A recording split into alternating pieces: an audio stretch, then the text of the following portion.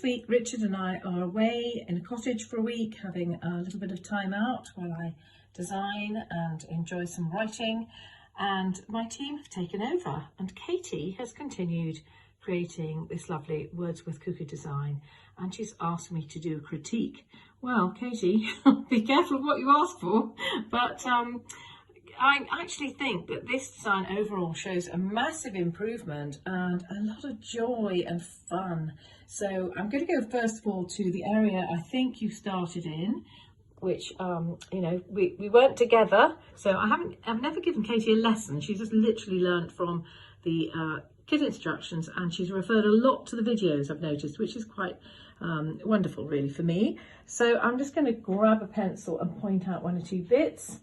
So the first sort of thing I would notice here is that this stitch here is fine, but the second stitch should really come up here, loop down and come back up here. So the second stitch you do in a closed fly really goes underneath the first stitch much tighter. So I think she's kept a good tension on the frame, which is fabulous, which means that when she took it off the frame and to block it, it didn't have any ruckles in it, which is amazing. And this has just been, you know, thrown into a carry bag and dropped off at the cottage, which is great. You know, it's in good order. I can see she's blocked it beautifully. So all these stitches down, these fly stitches, I would personally say are too far apart. And here she's lost, Katie, you've lost the angle a little bit. It needs to be definitely a V shape, every stitch a V shape. Otherwise, you've obviously already worked it out. It's jolly hard to do a closed fly stitch when it's across the shape. This one's much better, but it is quite spaced apart. Closed fly stitch means that you want it as closed around the edge as you have with this lovely leaf stitch that you've worked here. So the stitches that follow are always sort of almost tucked in behind the previous stitch as you work down the shape. So on the other areas, you've got some beautifully worked long and short stitched. Here's a very nice covering around the edge of this leaf. But the early ones I can see that the blue is showing around the edge, and that's very obvious with the pale green, the 331 colour. Any of these very pale 331 or 241s, yellowy greens, you know, it's going to show the printed pattern behind. So on here you can see that's very obvious. So you could actually get this one, and let's see if I can find it. Yes, here. You could just take your thread again in 331 and just actually go down about there. Do you see that? Now when you're going around the edge, do you see these lovely ridges? You could actually take a thread and you could just think, I need one in there, I need one in there, and one in between.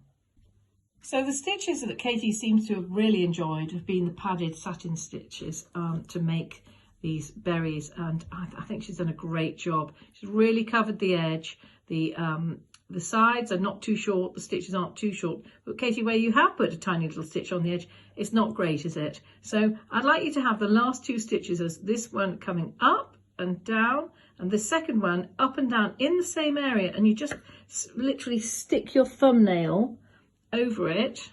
Can you see on that one? You stick your thumbnail and you can stitch around your thumbnail and you can get this really lovely edge. I wonder if you've done that, when you've seen that in my videos. Anyway, it's a jolly good improvement and really nice, because some of them are a little bit scratty, but the rest are fab. And also with the different levels here, you can occasionally see that you've just crossed over with a thread there. That doesn't really matter. You could have just come up through that, split it and stitched it again. Even though it's satin stitch, you can still do a sort of soft shading technique. And this one, where there's a little dip there, I would have added another thread, just one more thread. It's a magic thing that will cover everything over. And you've done a really good job though, overall, fantastic. And I love the little bunch of berries on here.